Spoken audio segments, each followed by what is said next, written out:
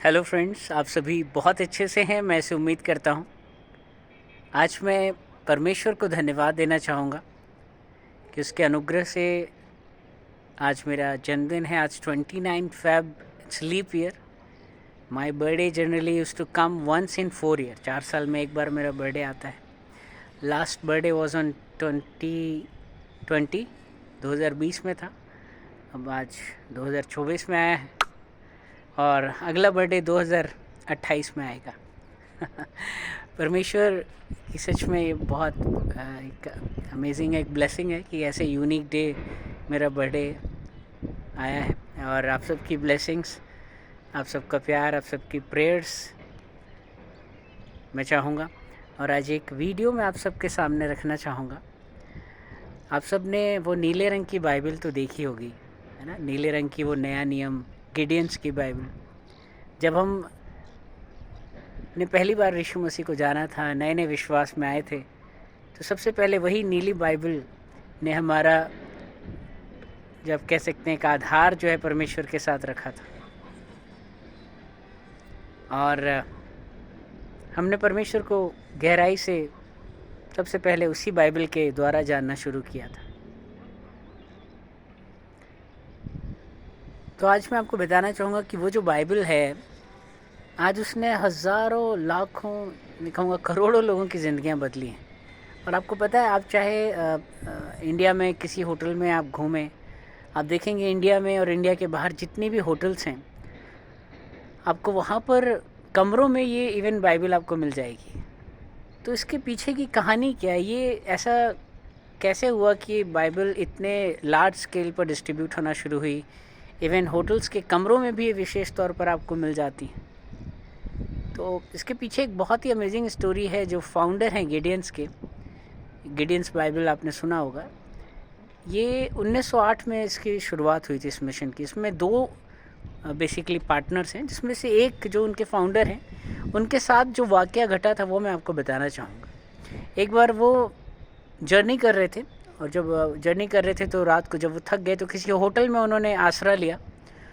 और जिस होटल में वो रुके हुए थे, अचानक रात को लगभग 1:30-2 बजे के आसपास प्रभु यीशु ने उनसे अचानक बात करना शुरू करी और उनको कंपेल करना शुरू किया कि जा, तेरे सामने वाले कमरे में जो इंसान है उससे जा और उसको मेरे बारे में बता, उसके साथ गॉस्पेल शेयर कर, सुसमाचार शेयर कर। तो रात के 1:30-2 बज रहे थे, तो उन्होंने प्रभु को बोला कि प्रभु, बहुत रात हो गई है, मैं अचानक उसका दरवाज़ा खटखटाऊँगा, वो क्या सोच रहा होगा, सो रहा होगा, क्या कर रहा होगा, और बड़ा ऑकवर्ड लगेगा। प्रभु, मैं सवेरे पक्का जाकर मैं उसको ज़रूर गॉस्पेल प्रीच करूँगा, मैं सुसमाचार बांटूँगा।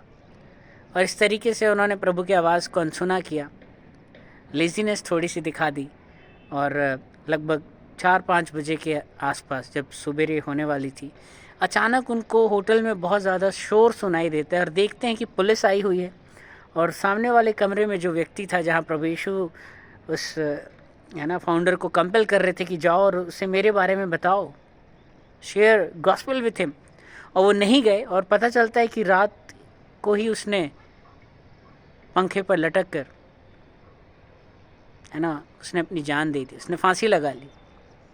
ही अटेम्प्टेड सुसाइड।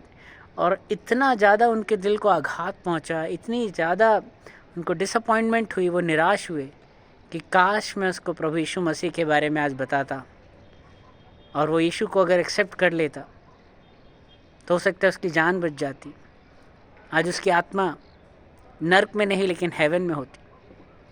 और इस बात का उनको इतना रिग्रेट हुआ कि उस दिन उन्होंने एक प्रण किया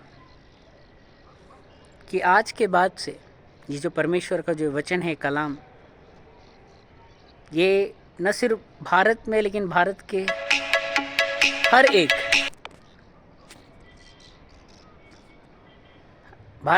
एक होटल में, हर एक कमरे में मैं इस परमेश्वर के वचन को पहुंचाऊंगा, ताकि ऐसा कोई भी निराश या कोई भी परेशान व्यक्ति दोबारा कभी अगर सुसाइड अटेम्प्ट करने की सोचे तो उससे पहले उसके पास एक कलाम पहुंच जाए। तो इस वाक़े से आपको क्या सीख मिलती है? इस वाक़े से ये सीख मिलती है कि अगर परमेश्वर आपको मौका दे रहे हैं तो आप कभी भी ढिलाई ना करें। क्योंकि हो सकता है कि अगले व्यक्ति के पास ये आखिरी मौका हो। और बाइबल में बुक ऑफ एजेकियल में लिखा है, यहेजकेल की किताब में, कि अगर तेरे आसपास कोई भी इंसान बिना यीशु को जाने मर जाता है और आप अगर आलस्य करते हैं, लेजीनेस करते हैं और उसको वचन परमेश्वर का नहीं देते हैं, तो उसके खून का पलटा, उसकी जो आत्मा नरक में जा रही है, उसका पलटा एक दिन आपसे लिया जाएगा। मैं उम्मीद करता हूँ आज के इस एक्सप्लेनेशन से, इस एक छोटी सी एक रियल स्टोरी से आज एक बहुत बड़ी सीख आपको मिली होगी। आप इस चैनल पर अगर नए हैं, आप इस चैनल को ज़रूर सब्सक्राइब करें, इस वीडियो को शेयर करें। Have a nice day, God bless you.